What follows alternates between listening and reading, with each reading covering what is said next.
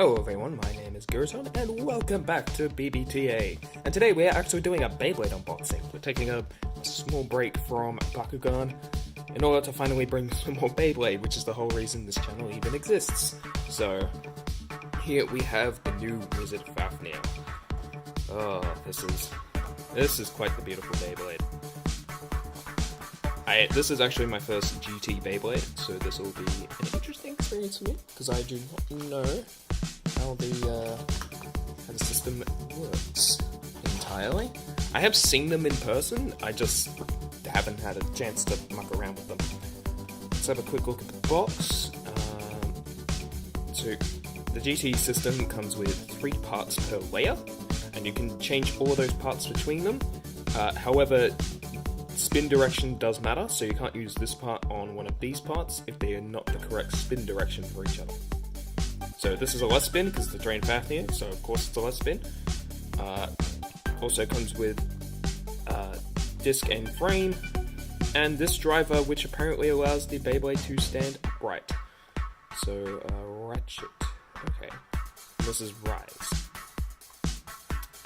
Yeah, let's just crack it open. Just look at the sides, showing the GT system with a dragon? Yeah, dragon.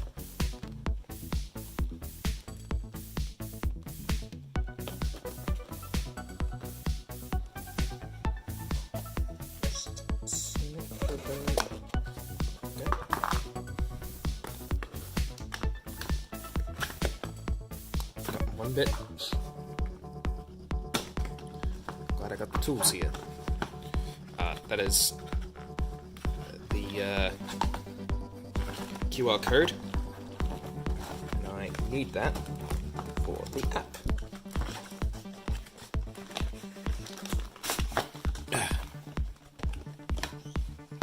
It's a very weird box actually, because it's like angled and stuff, and it comes out like this, which is also weird. But here we go. So we've got a nice instruction sheet for putting it all together. You come with a launcher, which is a regular less spin light launcher, this is not the long ripcord, but you can use your long ripcord from Revive Phoenix, which is something I do have, in this launcher, and it will spin left. So I can finally do that setup. Unfortunately, I did not get the limited edition. This is one of those Beyblades with a random limited edition. Don't quite remember the color off the top of my head. I think it was black.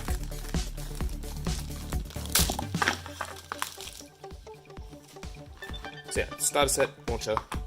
It's a good launcher, but you can get better. But I needed this particular one so I can use the Revive Phoenix ripcord.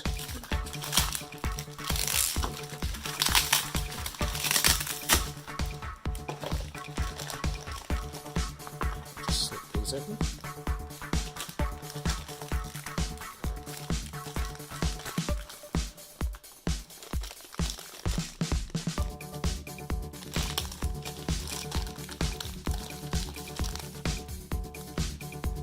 Oh, that's weird. Okay, I'll show that in a bit.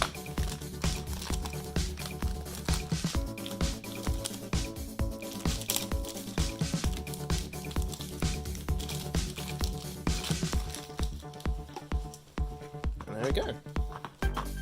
So, for GTs, just remove those tabs. Good. No, let me just look at it. Go look at it. Okay, so this is going to require some understanding on my part. There we go.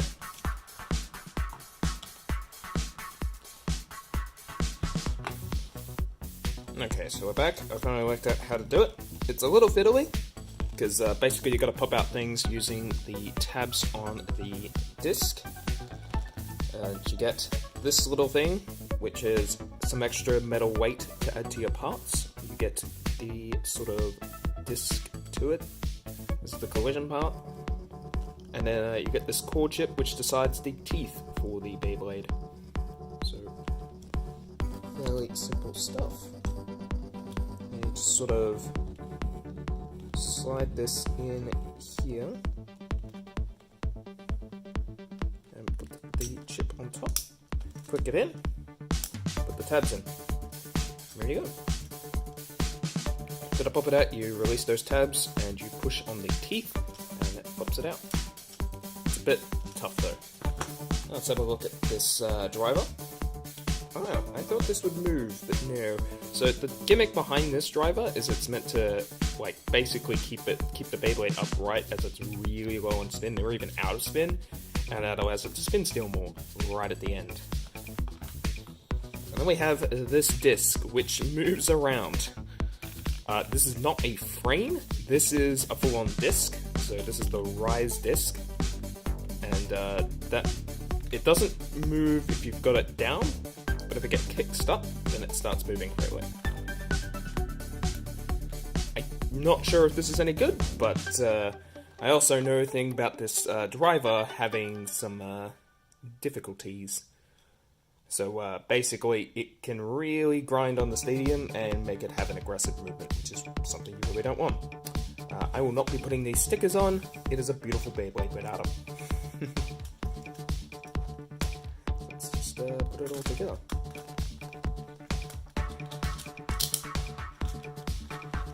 There we go.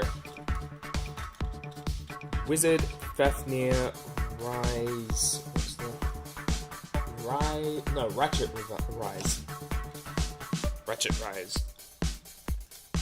So many weird names for this Beyblade. Like, you got Wizard Fafnir, Wizard and Rise, and then whatever the metal part is. I don't know what that's called.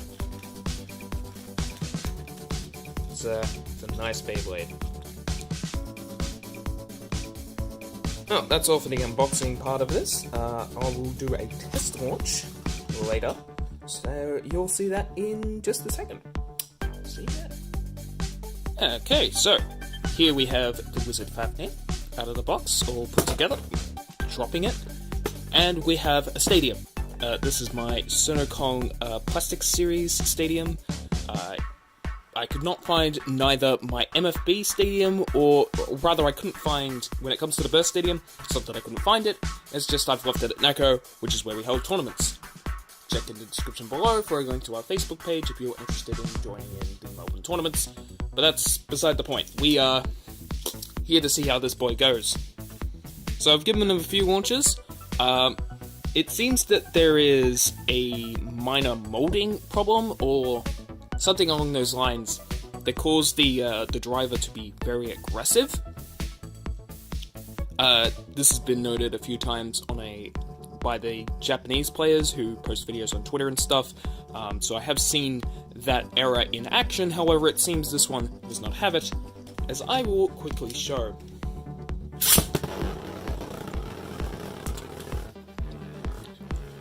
It's not super aggressive. The effect I am talking about is literally rolling on the edge of the stadium. It's possible that certain molds of the driver go down low on the stabilization disc that the driver has, and that makes more contact with the stadium, or maybe their tip is a little worn out, or something like that. So it seems that different molds might affect the Beyblade itself, uncustomized that is.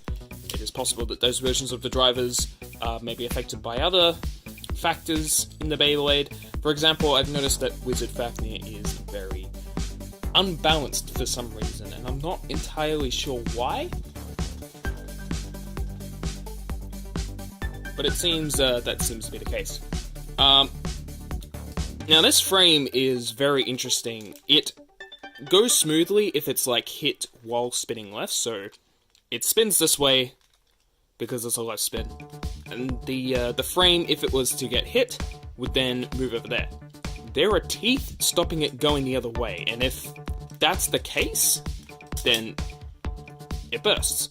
So I'm wondering if this frame might be interesting for specific attack types that use high drivers. Might be an interesting option. But let's just see how this is going to go uncustomized. So here I've got my left to right ripcord launcher, I'll be using this launcher with these 3 Beyblades. A Dead Hades with a 0. 0, Destroy Dash, and a Bump. This Archer Hercules, which is just on a 7 and a Flow, and its base driver, which is Eternal? Eternal. That's just to test a pure stamina type. And then we have Cho-Z Spriggan, there we go, with an 8 dash, because that is my personal favourite disc for low burst resistance Beyblades, and a lift, that's the frame, I do not remember the name, and a bearing. That's to test spin steel capabilities. This is all with the uncustomized version of Wizard Fafnir, so let's just see how good he is out of the box. Let's start off with the Dead Hades.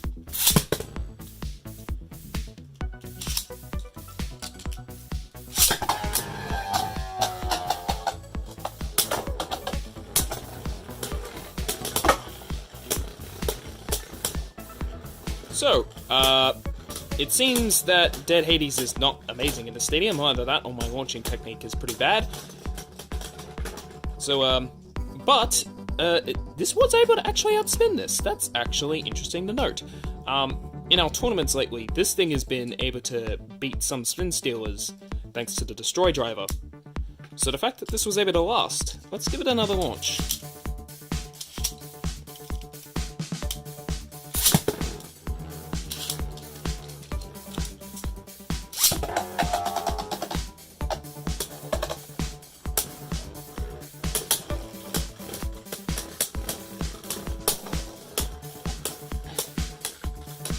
Again, this is not the burst stadium, so this is not indicative of results in those sort of stadiums, but yeah, yet again, it was able to outspin, and it only took 1 tooth of damage, 1 click of damage. I will say that Wizard Fafnir does not have a lot of burst resistance, like at all. You can like hear it if I'm not holding on the disc, but like even just holding it down slightly allows it for easy disassembly. So let's test it against a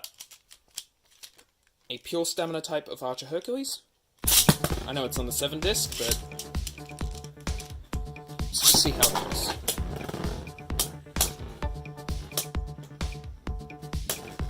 Oh, I should also have said that this had a level chip on it. Doesn't really mean much, but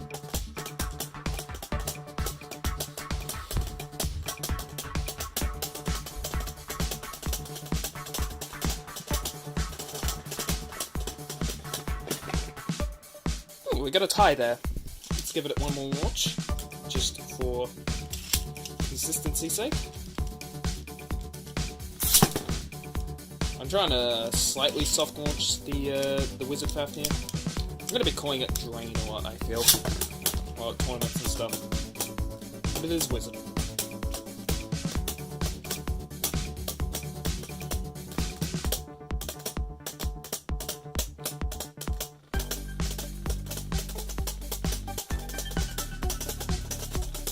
So yeah, it seems that Wizard Fafnir becomes wobbly a lot earlier, but it does do the spin steel trick pretty easily. It's interesting. Well, let's see how it does against Cho-Z Spriggan after tying against Archer Hercules. I have set the Spriggan to right spin, so that it spin steals off the Wizard Fafnir.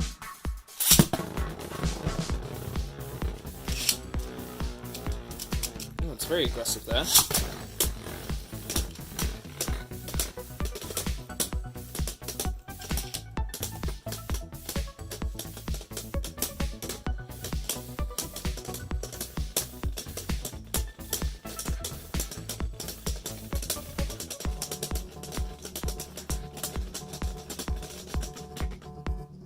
We got another tie. That's possibly just because of their high collision rate in this setup, but let's see how it goes.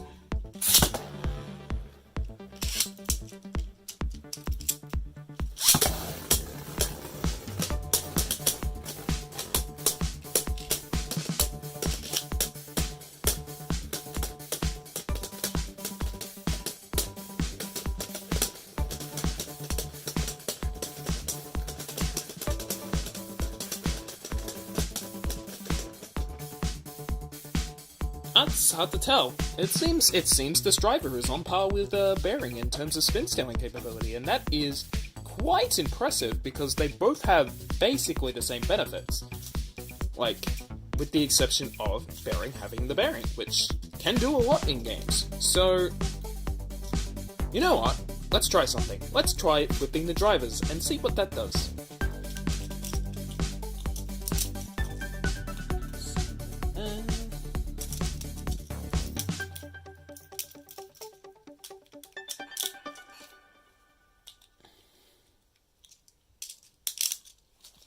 Okay, so flip the drivers between the two Beyblades. Let's see how that goes.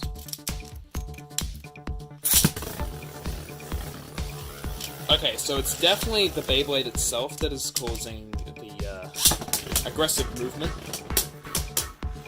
So Wizard Fafnir is slightly unbalanced. I'd have to see exactly why. But our true test is the spin scaling capabilities of the drivers themselves and see if how interesting it is.